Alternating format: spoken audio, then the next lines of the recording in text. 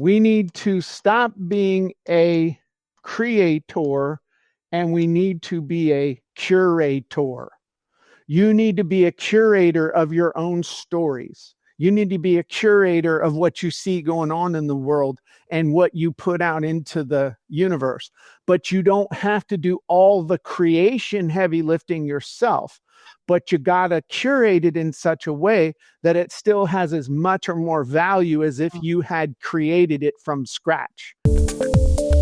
Step into the world of success with your brand amplified, the ultimate podcast designed to unravel the intricacies of thriving businesses. I'm your host, Annika Jackson, and I'm on a mission to uncover the stories, strategies, and secrets that have propelled entrepreneurs and business leaders to success.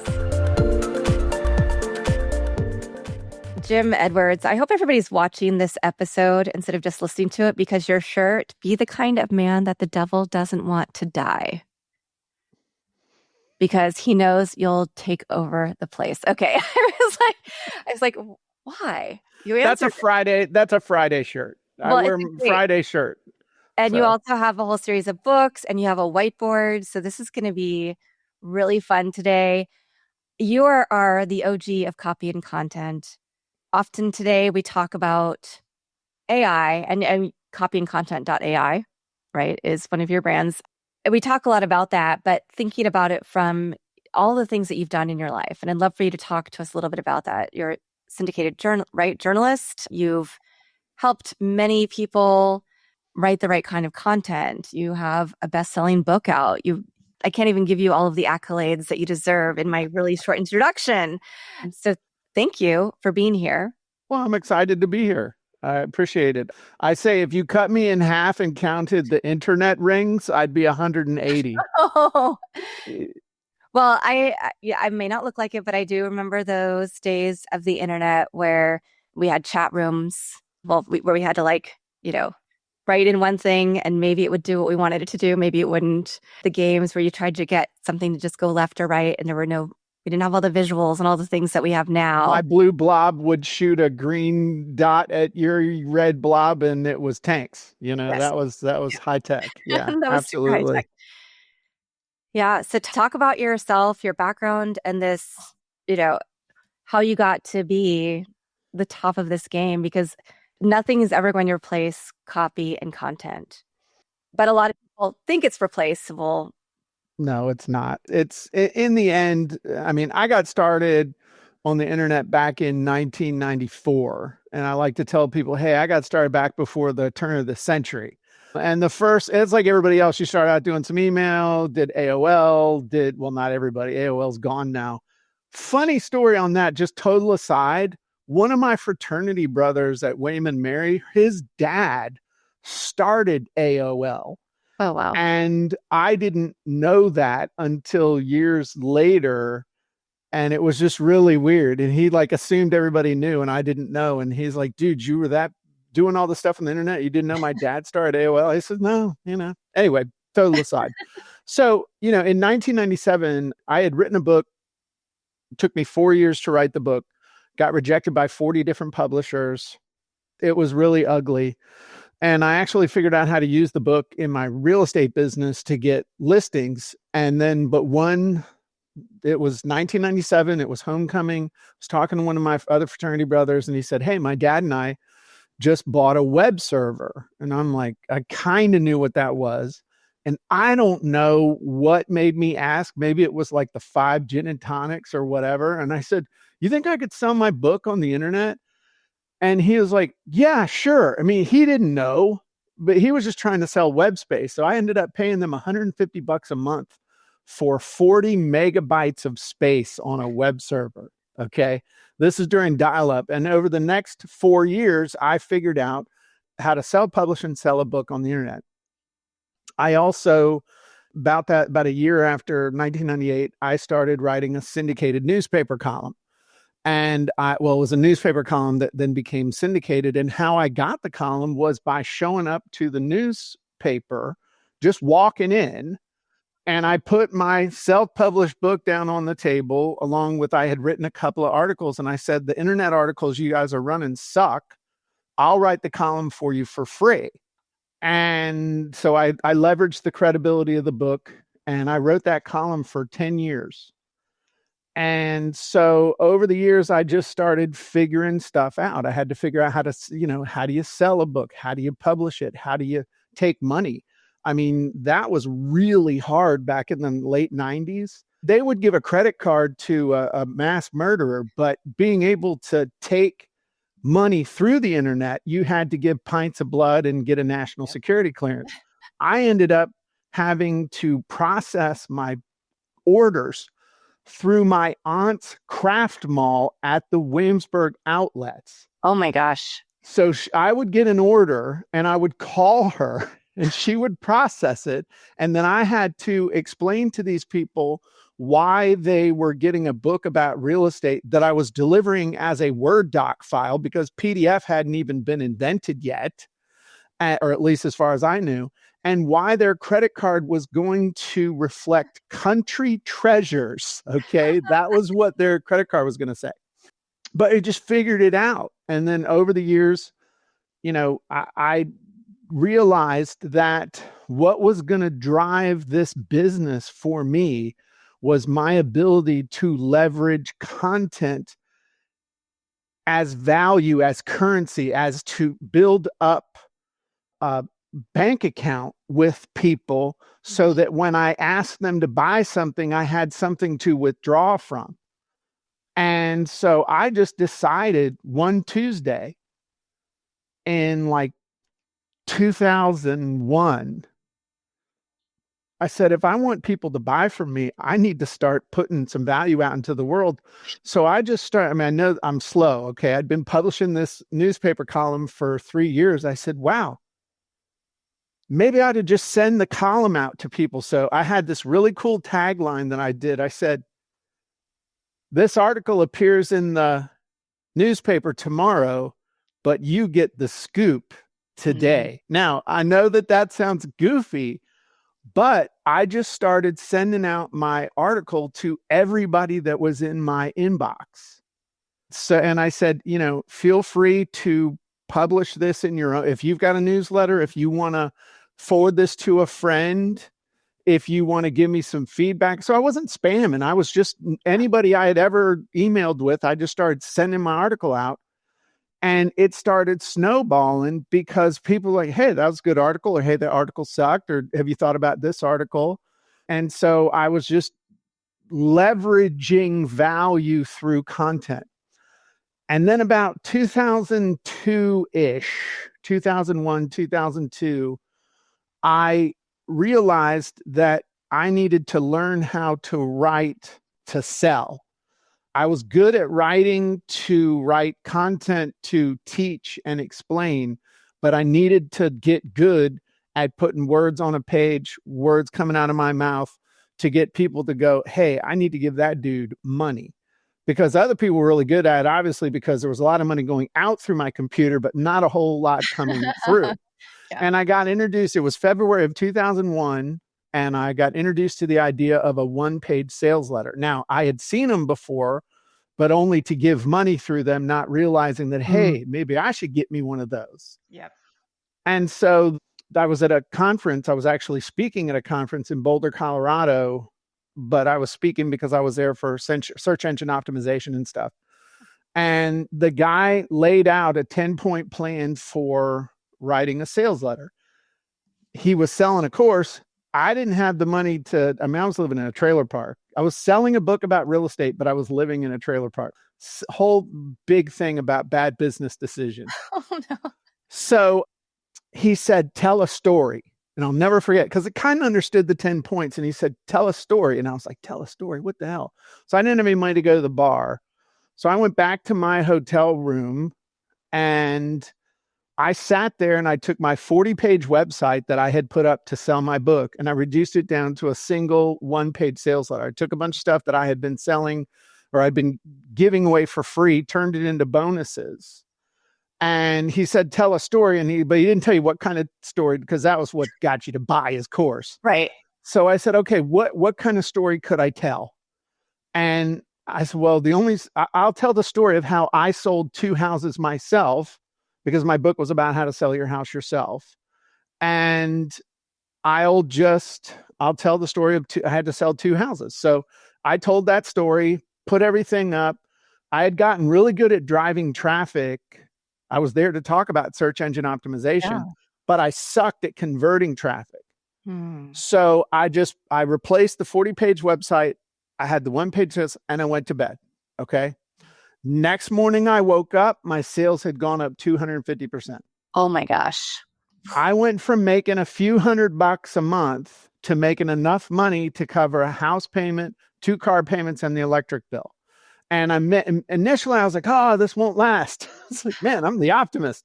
But it just kept going, and it kept going long enough that we were able to, between February and June, we moved out of the trailer park and we moved into a little white 1,200 square foot house with a fenced in yard for my little chihuahuas to run around. And so I just kept leveraging what I had learned about making offers and writing sales copy. And I mean, we're talking 18-hour days here. I mean, this isn't like, the laptop lifestyle bullshit. I'm sorry that you have heard over the years. Mill was 7 days a week, 18 hours a day. But within 18 months of moving into that house, I paid it off. So Wow. I went from bankrupt and living in a trailer park to a paid off house in 18 months because I learned how to write copy. And then it's, over the years, I mean, I started developing software in 2006 and actually licensed my first software from somebody else in 2003, started developing my own in 2006. And that platform is the thing that has evolved over the last 20 years and actually turned into copyandcontent.ai. And I kind of saw where everything was going. And so we plugged AI into the back of our platform, and that's kind of how we got to where we are today. There's a lot of other stuff in there along the way, but I don't want to turn into the old man who tells the endless stories. But that's a synopsis of kind of how we got where we are today. That's so inspiring, truly. I am always here for that story of the person who and I've seen this in myself too, right? Where I've been at the top, I've been at the bottom, and I've been able to bootstrap my way back. And it isn't necessarily the thing that you thought that it was going to be. And it's not necessarily happened the way that you thought it was going to be. Like, you're great at SEO. A lot of people think that that's the be all end all, but you also had to write the correct copy. You had to make sure that you were sharing a very clear and concise message, and that it was personalized to your experience, that people could put themselves in your shoes. Right. Absolutely. And what I've learned over the years, though, remember I told you, I was really good at writing content, but then I had to learn how to write stuff to make people buy. But then what I realized is that if you really want to be a pro, you need to write in a way that nobody can tell exactly which one you're doing. And that's when you've really done it, is when people can't tell the difference between your sales copy and your content. It's just good value. Yeah. Well, talk to us about AI now, because you mentioned, we talked about the days that you wrote everything yourself. Why have you chosen to use AI, and how are you using it in your business these days? So I look at AI, I think, a little bit differently than most people do. And so I'm going to share some stuff with you. Most people are using AI. It's like we've come to a fork in the road, but a lot of people don't realize that we've come to a fork in the road. And most people are looking at AI as, how can I use AI to replace myself? Okay. And the problem is they're gonna. And when you replace yourself with AI, guess what's not happening anymore? There's no more value. You aren't adding value to the world. Therefore, you have absolutely no right to expect any value to flow back to you. And so they're trying to use the AI robot to replace them. And I know some, I know some people are poo-pooing this and, oh, it's not true. No, it's true. It's a universal principle that you cannot expect to receive value unless you are putting value out first. 100%. and learning how to create a workflow at N8N or make.com or any of those other places is not adding value. All it is doing is replacing mundane intellectual labor. And mundane intellectual labor is no longer valuable enough that anyone will pay for it. So what I say is this is what AI is doing for most people. AI is data.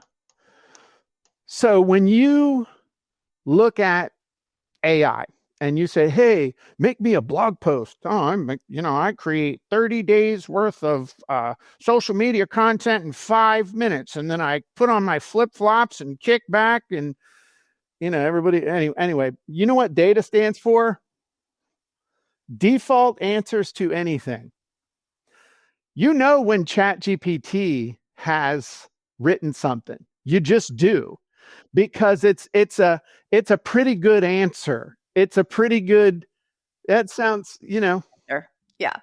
kind of there. You can also recognize the long dash. That's Well, that's one of the key. not always. I'm an academic. I teach university and we do use M dashes. Yeah, guess what? The world don't. Stop doing it, because people, that's like the tell. It's like the twitch of the kid that's had too many Jolt Colas at Halloween. It's like maybe Timmy has had too many Pixie Sticks and Jolt Colas, or maybe he's just got a tick. But I'm just saying that's what ChatGPT does. That's all. And any AI, it's the default answers to anything. There's no value here anymore. This just raised the water level. So what you got to do, if you want to actually use AI, is start thinking about using AI to amplify your own message and accelerate your success, but in a very specific way. Now, you're probably not old enough to, you young lady in your 20s. I'm older than you think. Just take the compliment, take the kissing up. Okay. So my point, though, is that in the end, especially for those of us that are trying to be speakers, coaches, trainers, academics, a knowledge worker, someone of value, in the end, the only thing anybody's going to buy from us is a result. Think about it. Why does somebody go to college? Well, I want the result of getting a diploma that allegedly has me prepared for a job from the 1900s. Just kidding. But ultimately, somebody's buying a result. Well, are they buying the data result? Are they buying the result that the data is just going to, this is how you get a result? What really counts for helping people to get a result are the kinds of results that come from experience. Yeah. And in the end, all we have to sell is our experience, right? Mm-hmm. You really think about it. All I have is my experience in how to get a result, whether I package it up in a course, in a speech, in a book, in a training, in a video, in a short, in a Zoom call, whatever it is, I'm drawing on my experience. Now, how do I leverage my experience? Amplify, accelerate, not data. There's only a few things that are truly mine. And that's where we talk about soul content. Soul content are your stories, your opinions or observations, your unique perspective, and your lessons learned. Think about that. That's the only thing you can talk about that the data robot can't talk about. You can talk about your stories. See? The data robot can tell you all the things that you need to do to sell a house yourself. But if I tell you the story of how I had 2 houses I needed to sell myself, one of them I couldn't afford to pay the commission, the other one I didn't need to pay the commission. By the way, I had just gotten married 2 weeks before and was trying to sell 2 houses so that I could take a job in Florida to provide for my new wife. And this is what I did in order to sell 2 houses in 30 days.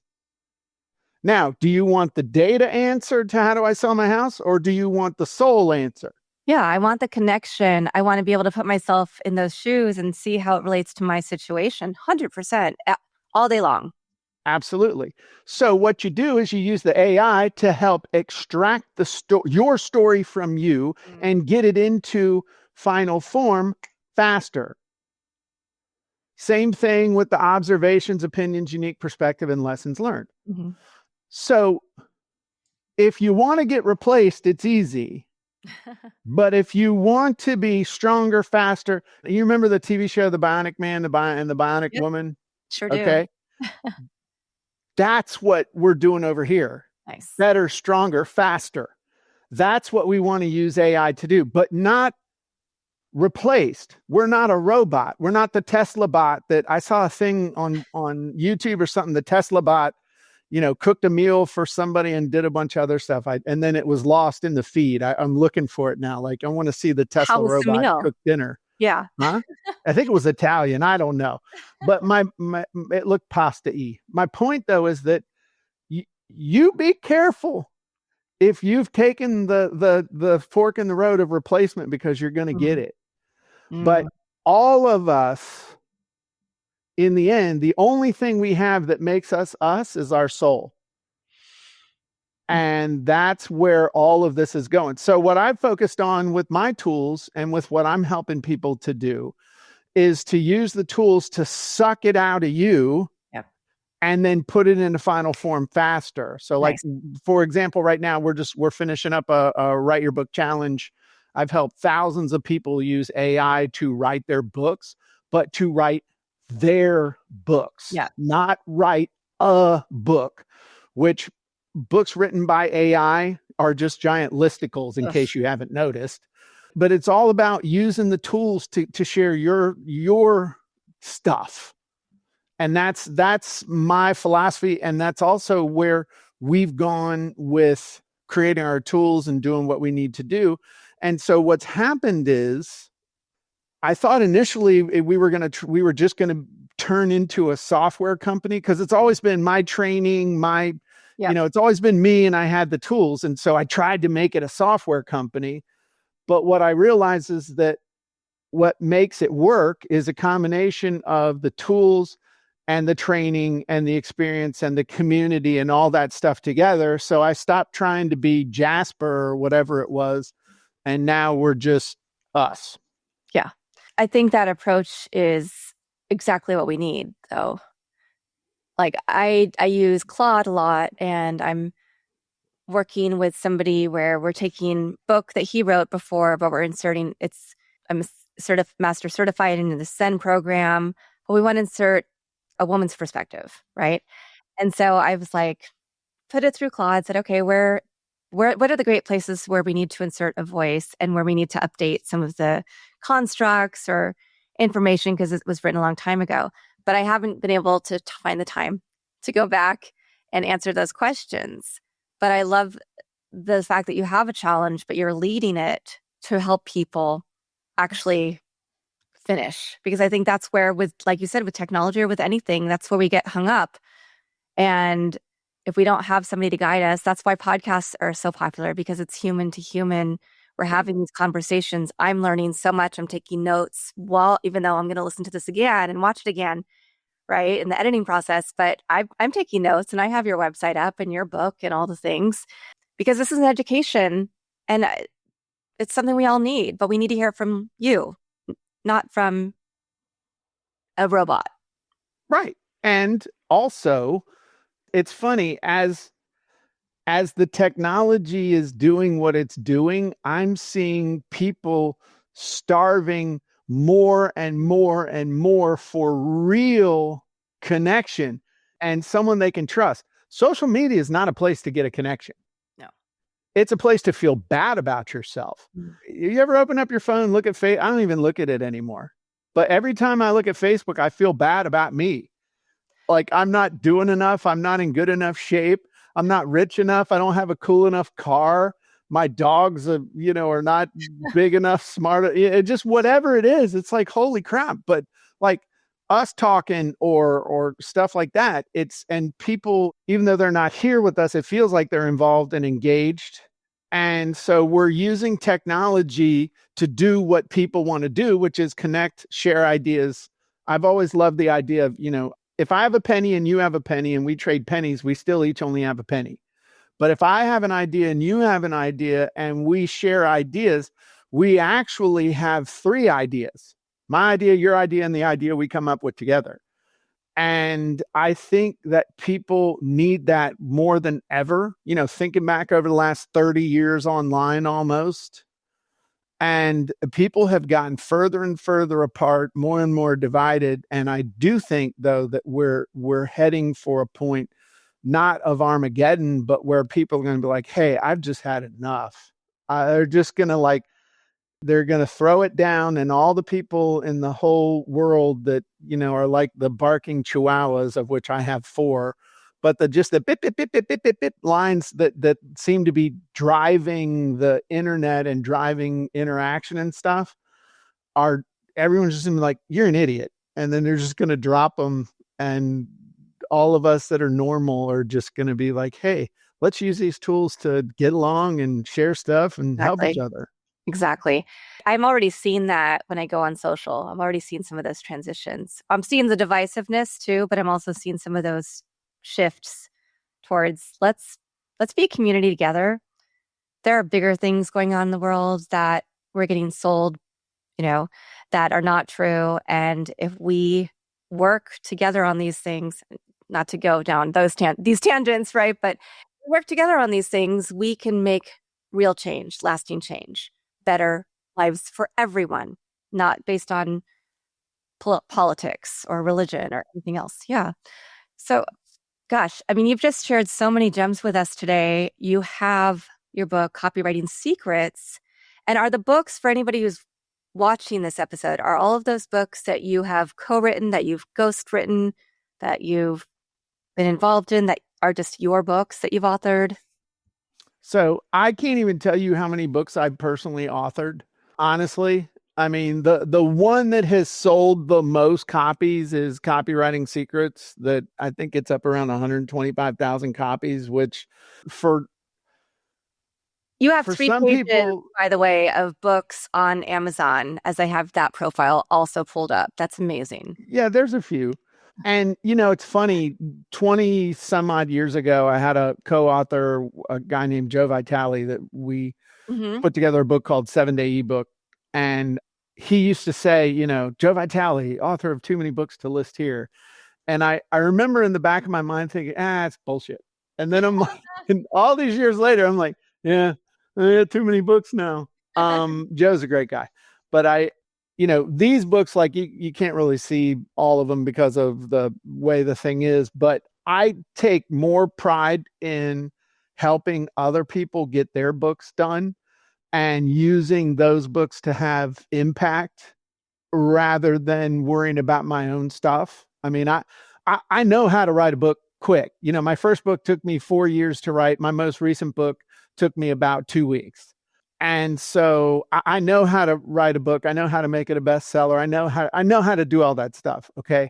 I get a lot more juice helping other people do it because of the look on their face and the story that goes with each one of these books. Like this one right here was written by one of my customers who is a retired Air Force colonel who has PTS and some other stuff.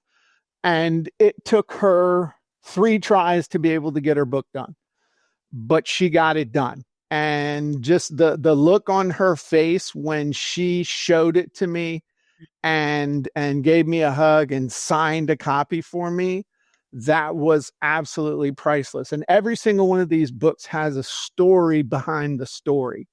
That's the beautiful part. Like this lady, Rania, who she's a mom, and she felt like she had to live to please others. Hmm. Hmm. And when she decided not to do that anymore, and then she wrote a book about how she stopped worrying about pleasing others, and just again, the looks on people's faces when they realized that they did something they never thought they could do, Ugh. and they were able to do it faster than they ever thought they could do. And they don't feel like they cheated because it is their stuff. They just use tools to get it done. This one right here, Dory, she wrote this while her daughter, she was helping her daughter have a baby. And so she was, I mean, just a lot of people used it, have used the process. Anyway, I don't want to go down that route, but that's what juices me now. I know how to do it. I want to help other people do it. And I was talking with my coach the other day, and I was like, dude, I'm just not money motivated anymore. And he said, I know you're not. He said, well, so we're going to have a new motivation. You're going to help 10,000 people write a book. Oh, okay. I was like, That's a great oh, motivation. crap. That's a good one. Now, I've already helped over 10,000 people since 2001 to do it, but I'm going to help 10,000 more. Wow. And that has got me real juiced up.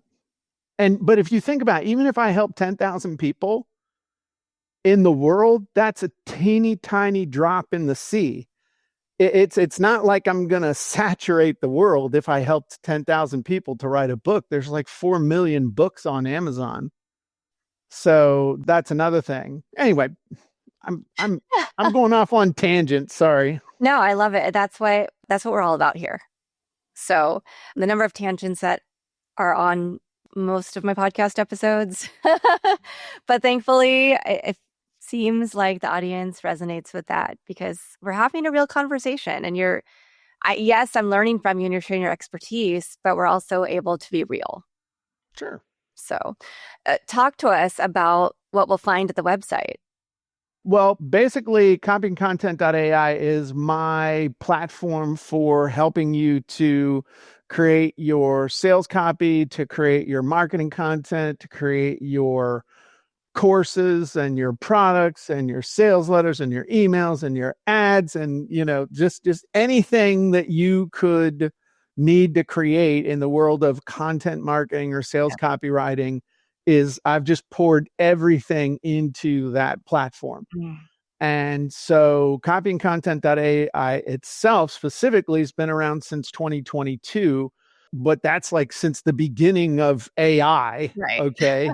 But the platform itself has been in development since 2006.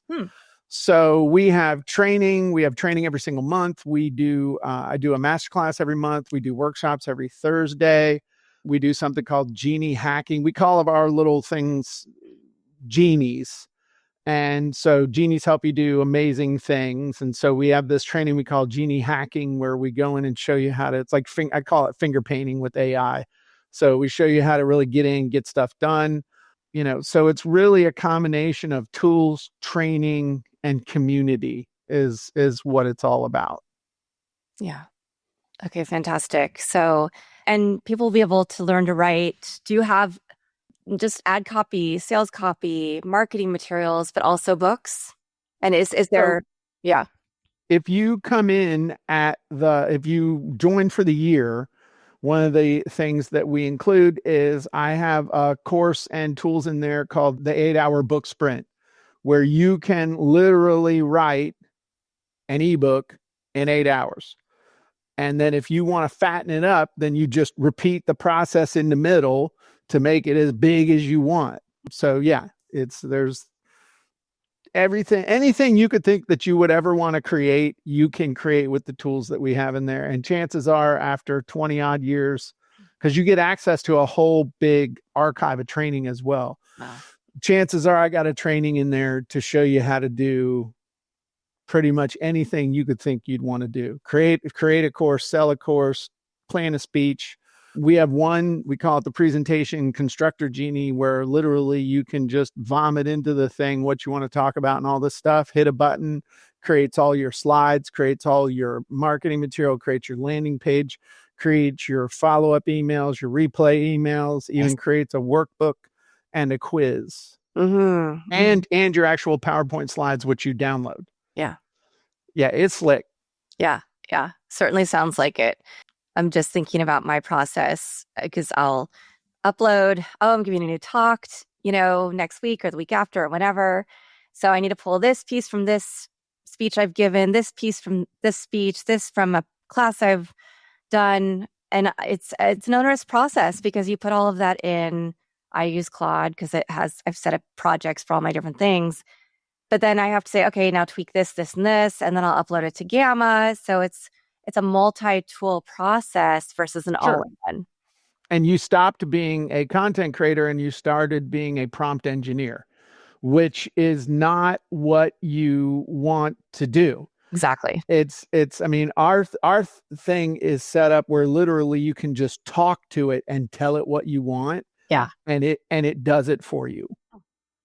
And we even have, I'm trademarking the EZ button. So we have the EZ button built into the thing, big red button, easy button.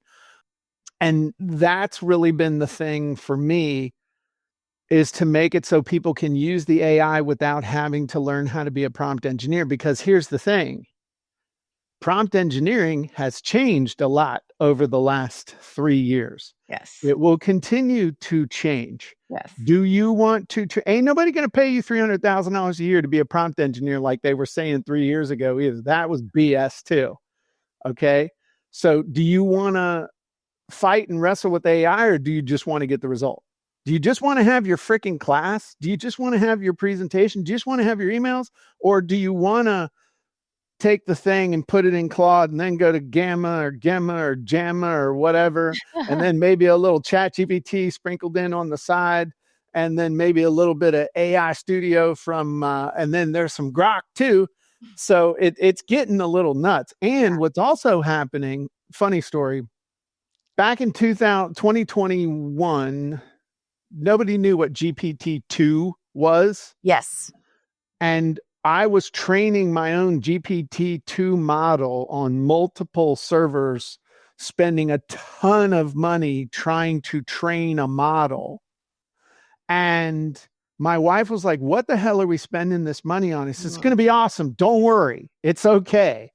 So we got this thing trained up in March of 2022. Timing. Whew. What happened in March of 2022? GPT-3 came out with their API with ChatGPT, OpenAI came out with their, anyway, long story short, I was like, okay, cool. We'll just not worry about the $100,000 I spent on that other thing. Oh my gosh. We'll just plug into this. And my wife's like, well, where'd all that money go? I said, R&D. And I said it with a straight face and she left me alone. She doesn't watch these podcasts too, so she doesn't really know. But even though she's the bookkeeper, she's the CFO. We won't tell anyone. Long story short, though, now we fast forward to today. I've trained my own model on a single blade server on just a regular rack that I'm paying $100 a month for. Nice. That we have integrated in on various things in our software. So now not only do you have the big five, Llama, Claude, Grok, OpenAI, and Gemini, or whatever the hell Google's calling their thing. But now you got Nick and Tony's auto body and AI upstairs. I mean, it's everybody's going to have their own little AI model. Yeah. Nice. And so do you really want to be the person that's trying to figure out how to program it, or do you just want to get the result? And the one thing that I have, besides white hair, is I've got the frameworks in my head to be able to know what the hell to ask the AI for, and more importantly, to know that what it's giving me is any good or not. Yeah. And that's the problem that a lot of people are running into now, is that they're getting stuff from ChatGPT or Claude or Gamma or Gemma or whatever, Gemini. They don't know if it's any good. Sounds good enough. And now we're back to data. Mm-hmm. Because it sounds pretty good and I don't know enough. So let me kind of put it out there and see if anybody balks. Well, nobody's really an expert on anything anymore, or they're moving so fast that nobody's really paying attention. Here's the other thing that's happening. Okay. Data is learning from data. Yep. I mean, that, not to be gross, but that's like, I'm not going to use the metaphor I was going to use. But let's just say learning from yourself with no adult influence probably isn't a good idea. And so that's another reason why this is getting kind of dangerous too, if you're in the replacement side as opposed to the amplify accelerate side, and you're focusing on sharing stuff that you know is real based on experience. Yeah, amazing. So many questions. I'll save those for another conversation because we will have more conversations. I have no doubt of that. I wanted to ask about the book opportunity. Are people using them for lead gen, or are they using them as sales? Like they want to make money selling their book versus using them as lead gen strategy? So there's really three ways that we help people use their books. Now, the thing that's in your mind, are the books any good? I know that's the thing you're one. No, seriously, you're like, it's a book. Well, no, And because I people also are scared. Will you actually read the book? I mean, that's like the thing. If somebody reads the book, is it going to be any good? yeah. And the other point here, though, is also there are a lot of people who work in copy who still, who do charge a lot of money to help you write a book that's going to be self-published and mostly going to be utilized on Kindle and so this is So kind of a shortcut. I mean, your program is a lot less than anybody I've talked to who is in that book genre yeah, of, you know. yeah, this is the thing that we have inside of copying content itself is a do-it-yourself. The writeyourbook.ai program that I have it's considerably more, but that's me walking you through the process. And there's a whole bunch of other tools that come with that aren't in that. But let's talk about the books that people are making. Okay. There's really three ways to use a book to build a business. Lead gen. Okay. You don't need a 200-page book for that. Authority. Now that's the one where you better have a damn good book, because if somebody reads it and it sucks, and by the way, you can't have authority without author, like what I did there. I've used that for a few years. My point though is that if you want authority, it better be a good book. And then there's sales, but most people are like, you can't really make that much money with a book. And you're right. People don't make money with the book. They make money because of the book. So yeah, you can make individual retail sales, but the big money comes from the speaking, the training, the courses, and the other stuff where the book gives you the authority to do it. So it really just depends on you, just like it. And like I said, it's amplify and accelerate yourself. It's kind of like booze and money. If you're a jerk, booze and money expose you as a jerk faster. If you're a nice person, booze and money show that you're giggly and nice and cuddly and generous. Okay. It's the same thing with this process with amplify and accelerate. Yeah. If you're just looking to be a chucklehead and do something, you can be a chucklehead faster. If you want to have a real good book that your mom would be proud that you had put together, then this will help you to do that. And it's like I said, if you want to have a book that's this big, great. If you want to have a book that's this fat, you just wash, rinse, repeat a few more times. Yeah. So it's all about the process and then how you use the process to create the thing. And there's one other thing I want to share with you. And that is, we all need to make a transition in our heads as to what we are doing, which it falls perfectly in line with this. Okay. And that is, most people think I need to be a creator. Mm-hmm. Okay. Now with AI and the ability to amplify and accelerate your own messaging, we need to stop being a creator and we need to be a curator. You need to be a curator of your own stories. You need to be a curator of what you see going on in the world and what you put out into the universe.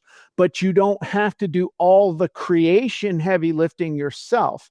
But you got to curate it in such a way that it still has as much or more value as if you had created it from scratch. Yeah.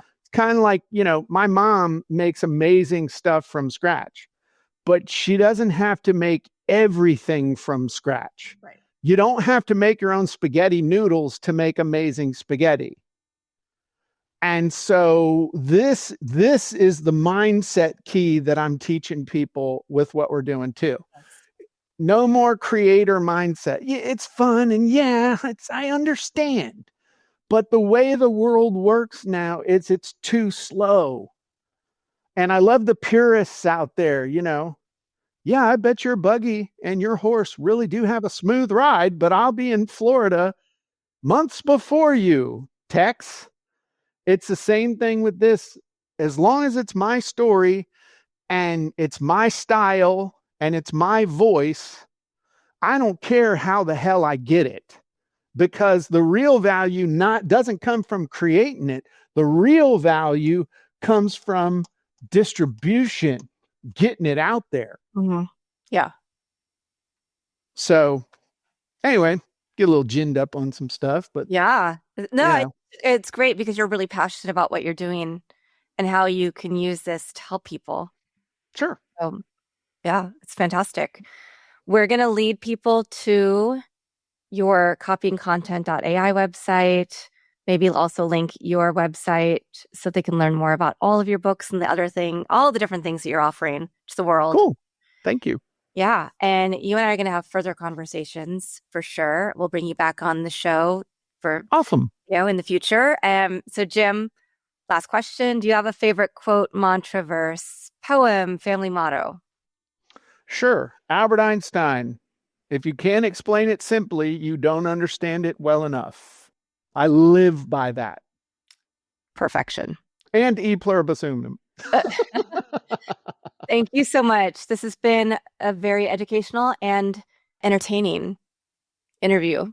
Well, thanks for having me. Of course. My pleasure. And thank you to everybody who's watching this episode or listening to it on your favorite platform. I hope that you are watching it because Jim is sharing a lot. He has his whiteboard out. He's very animated and it's great. I could watch you teach probably all day, and I am a professor. So with that, I hope everybody has a beautiful rest of your day. Thank you for listening. Leave us a rating review. Check out Jim's resources. I know that I am. And make your life a little bit better each and every day.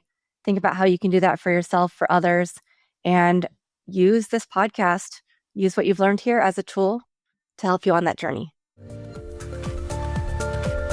Thanks for listening or watching to this episode of Your Brand Amplified. Don't forget to leave us a rating or review on your favorite podcast listening platform.